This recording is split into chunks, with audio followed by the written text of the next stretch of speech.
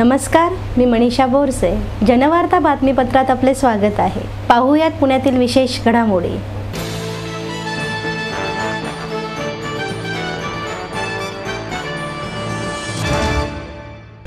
Petrol आणि डिझेलचे दर प्रति लिटर 3 रुपये वाढल्याने नागरिकांमध्ये नाराजी व्यक्त होत आहे. या 2 महिन्यात तिसऱ्यांदा वाढ करण्यात आली आहे. देशात भाजपचे सरकार आल्यानंतर लोकांना आशा होती की महागाईवर नियंत्रण होईल. मात्र महागाईवर मोदी सरकार नियंत्रित आणताना अपयशी असल्याचं दिसत आहे. काही 6 महिन्यांपर्यंत डिझेल आणि पेट्रोलचे भाव कमी होत होते. नागरिकांना समाधानकारक वाटत होते. परंतु आंतरराष्ट्रीय बाजारपेठेतील खनिज तेलाच्या किमतीत वाढ झाल्याने आणि डॉलरच्या तुलनेत भारतीय रुपया घसरल्याच्या कारणास्तव सरकारी तेल कंपन्यांनी शुक्रवारी मध्यरात्रीपासून इंधन दरवाढ केली आहे. त्यानुसार पेट्रोल प्रति लिटर 3 रुपये 13 पैसे रुपयांनी तर डिझेल प्रति लिटर 2 रुपये 71 पैसे रुपयांनी महाग झाले आहे. पेट्रोल आणि डिझेलच्या दरात मागील महिन्यात थोडी वाढ झाली होती. या दरवाढीमुळे सामान्य नागरिकांना महागाईत भर पडल्याची निदर्शनास आलं आहे.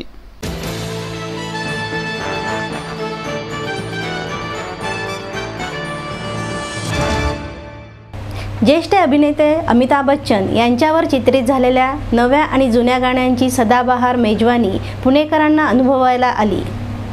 ज्येष्ठ अभिनेते अमिताभ बच्चन यांच्यावर चित्रित झालेल्या नव्या आणि जुन्या गाण्यांची सदाबहार मेजवानी पुणेकरांना अनुभवायला मिळाली.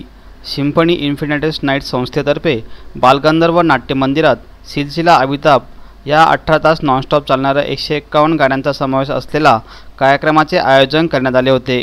अमिताभ बच्चन यांच्या कारकिर्दीला सलाम करण्यासाठी आणि लहान मुलांना होणाऱ्या ऑटिझम आजाराबाबत जागृती करण्यासाठी या कार्यक्रमाचे आयोजन करण्यात आले होते. शुक्रवारी सकाळी 6 वाजता कार्यक्रमाला सुरुवात झाली तर रात्री 12 वाजेपर्यंत कार्यक्रम सुरूच होता. सतत 18 तास चालणाऱ्या कार्यक्रमाची नोंद लिम्का बुक ऑफ रेकॉर्ड्समध्ये करण्यात आले असल्याचे यावेळी सांगण्यात आले. यावेळी सगळ्या रसिक आणि कलाकारांनी कार्यक्रम यशस्वीसाठी प्रयत्न केला.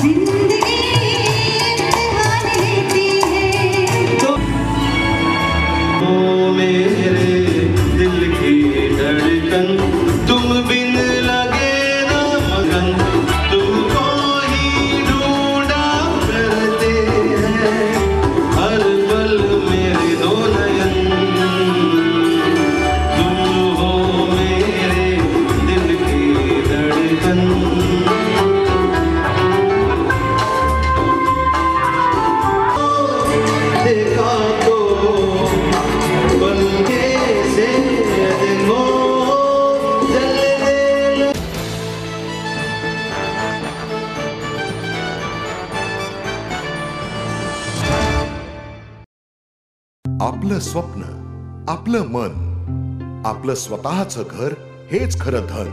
समृद्ध जीवन पार्क सादर करत आहे 140 फ्लॅट्सची एक प्रशस्त गृह योजना. कात्रज कोंढवा रोडवर बिबवेवाडीपासून फक्त 2 किलोमीटर अंतरावर आपल्या आर्थिक गणितात बसणारे 1 व 2 BHK फ्लॅट्स. तब्बल 3 मजली पार्किंग सह ऐस पैस गार्डन, क्लब हाऊस आणि इतर सुविधांनी सुसज्ज. बुकिंग साठी संपर्क 9850937373 9850947373. समृद्ध जीवन, नांदी सौभाग्याची, सुरुवात प्रगतीची.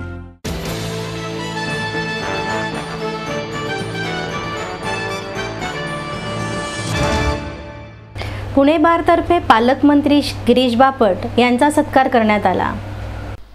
पुणे बार असोसिएशनच्या वतीने मुंबई उच्च न्यायालयाचे खंडपीठ पुण्यात व्हावे यासाठी 2011 पासून पाठपुरावा सुरू होता. या मागणीसाठी बार असोसिएशनचे जिल्हाधिकारी कार्यालयावर मोर्चा देखील काढला होता.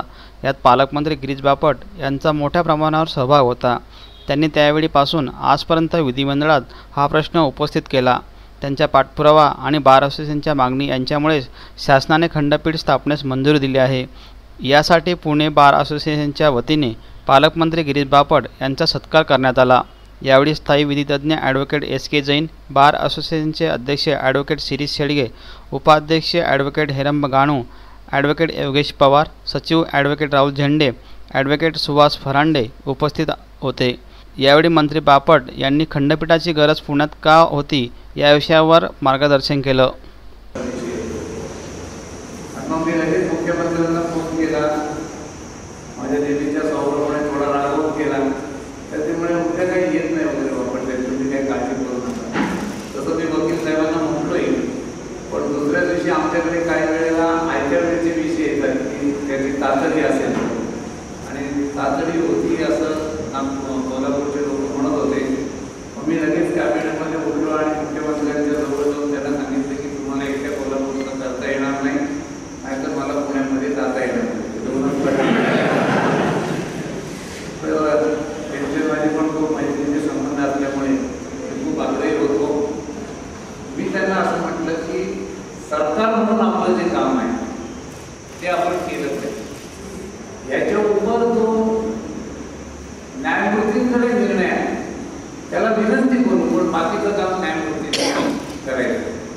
आणि म्हणून ते परवाचे सागर निंबाळकर साहेबांच्या सूचनेप्रमाणे अजूनही याच्यात जे जे करता येईल ते मला असं वाटतं करू. सरकारने एकदा पाठिंबा दिला असल्यामुळे पुढच्या काळात तुमच्या सगळ्या आंदोलनात पुन्हा एक कार्यकर्ता म्हणून देखील सहभागी होण्याची, आता सरकारच्या विरोधात काही नाही, सरकारने आपलं काम केलंय, त्या न्यायालयाच्या विरोधात पण नाही आहे, पण पुढच्या आंदोलनात ही विनंती मला आग्रही भूमिकेची असतील. कोल्हापूरने कसं आंदोलन केलं वगैरे तो विषय मी इथे काढणार नाही, पुण्याने कसं करावं तोही मी सांगणार नाही, पण आपण पुढच्या काळामध्ये निश्चित त्याचा पाठपुरावा करू. त्यामुळे पुणे खंडपीठाला माझा संपूर्ण पाठिंबा आधी होता आणि ते होईपर्यंत मी कुठल्याही पदावर असो त्याचा पाठपुरावा मी करीन. उर्वरित निर्णय ज्या कोर्टाने किंवा आपल्या न्यायाधीशांनी घ्यायचे यांना करण्याचा ठराव देखील पारित केलेला आहे. ते याकरता पुणे बार असोसिएशनतर्फे आपण यांचा जाहीर सत्कारचा कार्यक्रम आयोजित केलेला आहे. दुसरं या ठिकाणी आपल्याला वकिलांकरता ते नेहमीच त्यांनी आपली एक स्वतंत्र अशा एक इच्छा प्रकट केलेली आहे की मला पर्टिक्युलरली वकिलांकरता काहीतरी करायचे. न्यायालयाने स्वतःहून बोलून घेतलं आणि बाबा आम्हाला या कोर्टाकरता काही कामं करायची, मला व्हिजिट द्यायची. अशा मध्ये न्यायालयीन परिसरामध्ये एक कायदा आणि सुरक्षेची व्यवस्थेची भीती निर्माण होती.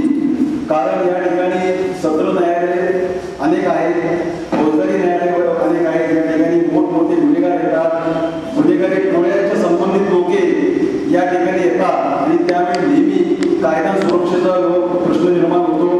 एका तर या टोळी आणि त्याच्यामध्ये एक मृत्यूमुखी पडलेला आहे.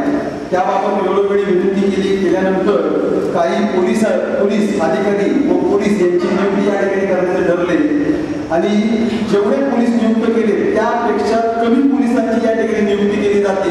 ऍक्च्युली ठराव मंजूर झालेला आहे, त्याला मान्यता मिळालेली आहे, पण पोलीस कमिशनर यांच्याकडून काही सहकार्य मिळत नाही आणि त्यामुळं आत्ताची जी काही यंत्रणा आहे पोलीस यंत्रणा त्यांच्यावरती प्रचंड ताण निर्माण संपूर्ण कोर्ट प्रिमायसेसमध्ये CCTV कॅमेरे बनवण्याकरता देखील हे पुणे बार असोसिएशन तर्फे तसेच जिल्हा न्यायालयामार्फत देखील प्रस्ताव अस्वच्छ आहे आणि त्याबाबत त्याचं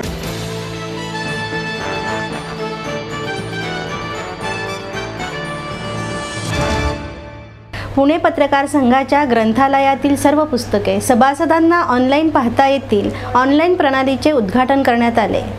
पुणे श्रमिक पत्रकार संघाच्या सार्वजनिक ग्रंथालयासाठी ग्रंथालय व्यवस्थापन प्रणाली कार्यान्वित करण्यात आली आहे. ग्रंथालयातील सर्व पुस्तके सभासदांना ऑनलाईन स्वरूपात पाहता येतील आणि तसेच पुस्तकांसाठी मागणी देखील ऑनलाईन पद्धतीने मागवता येणार आहे. या ऑनलाईन प्रणालीचे उद्घाटन पत्रकार संघाचे अध्यक्ष महेंद्र बर्दे आणि पत्रकार प्रतिष्ठानचे अध्यक्ष उमेश घोगडे यांच्या हस्ते करण्यात आले. यावेळी स्वप्नील बापट, राहुल वाघ आणि सुमित भावे यांच्यासह आदी मान्यवर उपस्थित होते. या ऑनलाईन व्यवस्थेअंतर्गत पुस्तकाची देवाणघेवाण करण्यासाठी प्रत्येक सभासदाचे स्वतंत्र युजरनेम आणि पासवर्ड तयार करण्यात आले आहे. या ऑनलाईन पद्धतीचा वापर वाचकांच्या पैशांची बचत होईल अशी माहिती यावेळी देण्यात आली. सर्वजण आपल्याकडे अजून पत्रकार संघाच्या पत्रकार प्रोग्राम आहे, त्यासाठी आपण इथून पुढच्या काळात जास्तीत जास्त इंटरनेटचा वापर करण्याचा प्रयत्न आपण करू आणि एक संघाचं एक ॲप्लिकेशन तयार करण्याचाही प्रयत्न आहे, जेणेकरून संघाचे उपक्रम आणि संघाशी संबंधित जी काही माहिती आहे ती ॲप्समार्फत आपल्या प्रत्येक सदस्यांना मिळेल. कारण बहुतेकांकडे स्मार्टफोन आहे, त्यामुळे जी काही तक्रार होती आपली की मेसेज मिळत नाही किंवा मेल मिळत नाही ती अडचण एक दूर होईल. दुसरं म्हणजे आपली वेबसाईट जी आहे ती खूप म्हणजे अपडेट नाही आहे, तर ती देखील अपडेट केली जाणार आणि त्याच्यासाठी सुद्धा आपण प्रयत्न केले पाहिजे. म्हणजे आपण आपल्या ऑफिसमध्येच सहकार्याने सांगितलं पाहिजे की अरे बाबा हे तू आता इथे बसून ऑफिसमध्ये बसून तू हे पुस्तक तुझ्या नावावर घेऊ शकतोस. पत्रकार संघातून अनेक जण रोड आणि सिंगल रोड हा भागात राहतात, सो त्यांना पत्रकार संघातून केव्हाही येता जाता ते पुस्तक घेऊन जाणं तसं फार अडचणीचं नाही. आणि एवढी आपल्याकडे पुस्तकं आहेत त्याचा जास्तीत जास्त वापर व्हावा ही एक मनापासूनची इच्छा आहे. आल्या आपण ग्रंथालयातली काही पुस्तकं जी जुनी होती किंवा ज्याच्या आपल्याकडे काही प्रती जास्त होत्या ती पुस्तकंसुद्धा आपण आपल्या सदस्यांसाठी अतिशय अल्प दरात ठेवली होती. त्याला जसा खूप चांगला प्रतिसाद मिळाला तर त्याच पद्धतीने ह्या ऑनलाईन लायब्ररी सिस्टीमला सुद्धा असाच प्रतिसाद मिळेल अशी मला अपेक्षा आहे. आणि जसं त्या अध्यक्षांनी सांगितलं जसं की ॲपसाठी आजकाल सगळ्याच जणांची ॲप आहेत, तर त्या अनुषंगाने पत्रकार संघाचा ॲप का नको.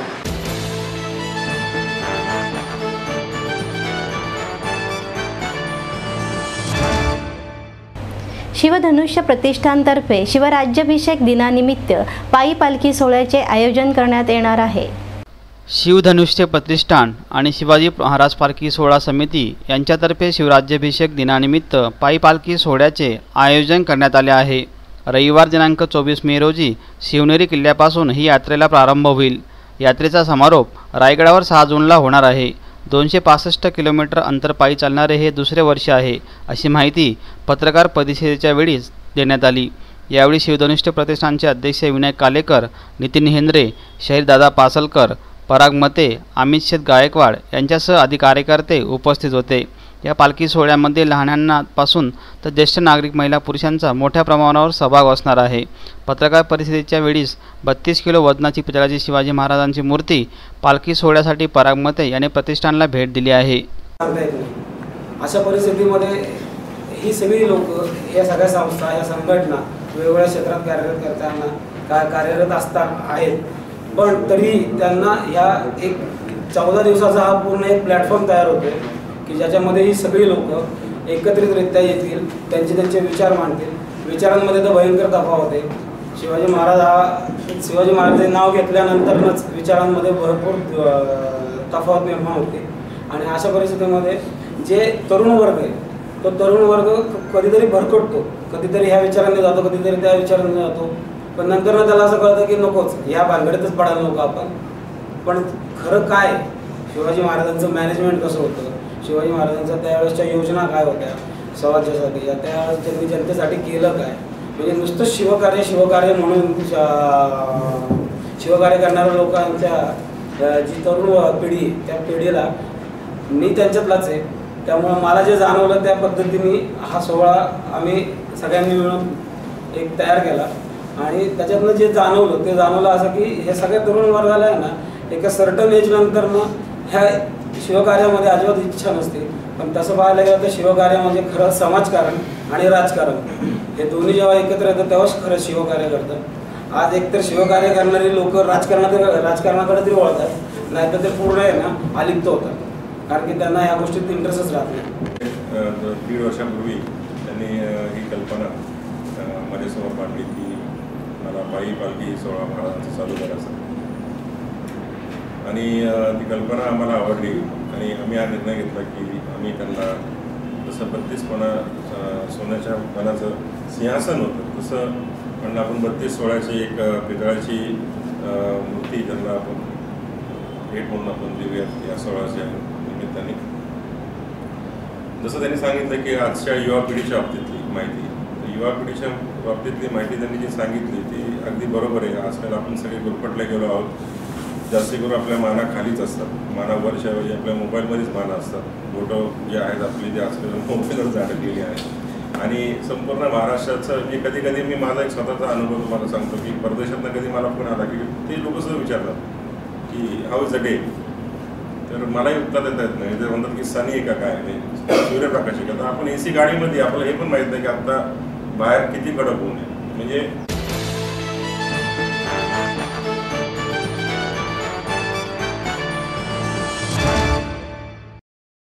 आपलं स्वप्न, आपलं मन, आपलं स्वतःचं घर हेच खरं धन. समृद्ध जीवन पार्क सादर करत आहे 140 फ्लॅट्सची एक प्रशस्त गृह योजना. कात्रज कोंढवा रोडवर बिबवेवाडीपासून फक्त 2 किलोमीटर अंतरावर आपल्या आर्थिक गणितात बसणारे 1 व 2 BHK फ्लॅट्स. तब्बल 3 मजली पार्किंग सह ऐस पैस गार्डन, क्लब हाऊस आणि इतर सुविधांनी सुसज्ज.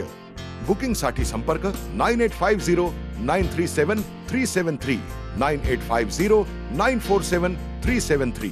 समृद्ध जीवन, नांदी सौभाग्याची, सुरुवात प्रगतीची.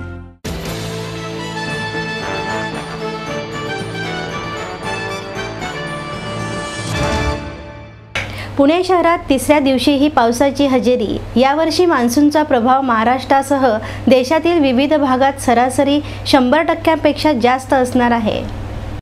पुणे शहरात तिसऱ्या दिवशी देखील पावसाने हजेरी लावली. यावर्षी मान्सूनचा प्रभाव महाराष्ट्रासह देशातील विविध भागात सरासरी 100%पेक्षा जास्त असणार आहे, अशी माहिती पुणे वेधशाळेने दिली आहे. यावर्षी अल निनोचा कोणताही परिणाम पावसावर होणार नाही, असा अंदाज भौतिकशास्त्रज्ञ आणि हवामानचे अभ्यासक किरण कुमार यांनी अंदाज व्यक्त केला आहे. त्यामुळे यावर्षी पाऊस चांगला पडला तर सिंचन आणि पिण्याच्या पाण्याच्या समस्येला महाराष्ट्रातील जनतेला तोंड द्यावे लागणार नाही. पुणे शहरासह काही ठिकाणी 19 मेपर्यंत वादळ वाऱ्यासह पाऊस पडण्याची शक्यता असल्याचेही सांगण्यात आले आहे. शुक्रवारी काही ठिकाणी पुणे शहरात जोरदार पाऊस पडल्याने रस्त्यावर मोठ्या प्रमाणावर पाणी साचले होते.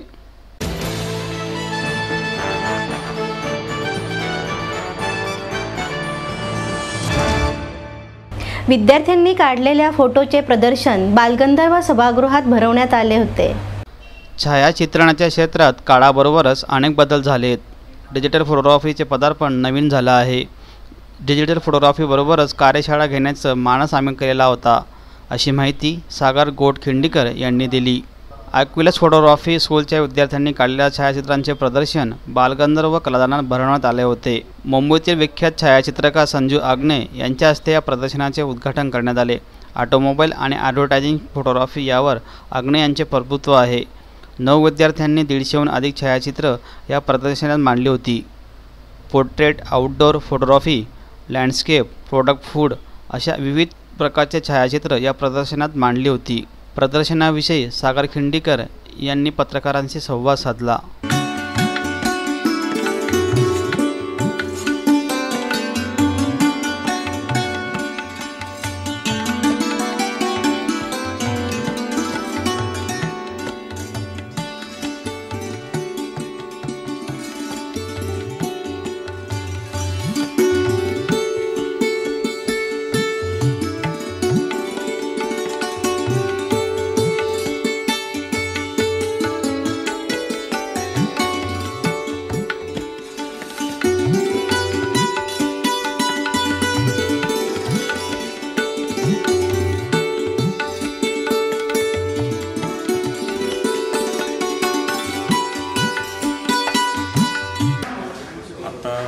हे जे प्रदर्शन ठरवलेलं आहे हे 14, 15, 16 असे 3 दिवस बालगंधर्वमध्ये बनवलं आहे. आणि ह्या कोर्समध्ये जे पार्टिसिपंट्स आहेत ते सगळे मॉडर्न कॉलेज येथे बेसिक कोर्स जो चालू आहे तर त्याचे विद्यार्थी आहेत. आणि जवळपास 10 मुलांनी इथं 250 फोटोग्राफ्स मांडलेले आहेत. वर्षभरामध्ये त्यांना दिले गेलेल्या विविध असाइनमेंट्स जे आहेत की प्रोडक्ट फोटोग्राफी आहे, पोर्ट्रेट फोटोग्राफी आहे, स्टुडिओचे टेबल टॉप फोटोग्राफी, अशा विविध प्रकारचे विषय जे आहेत ते त्यांनी हँडल केलेले आहेत. आणि त्याच्याबद्दलचे फोटोग्राफी ही सगळी तुम्हाला आत्ता हे प्रदर्शनात बघायला मिळेल.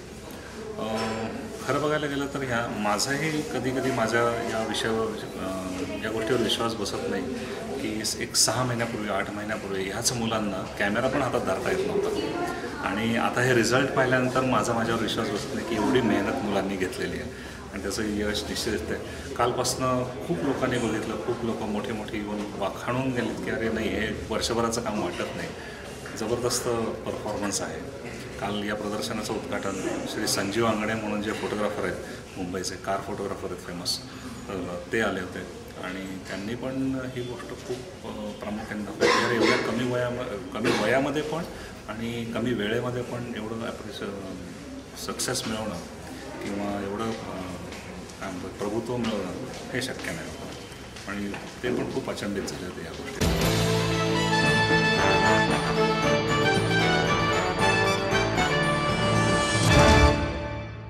याचबरोबर जनवार्ता बातमीपत्र संपलंय. नमस्कार.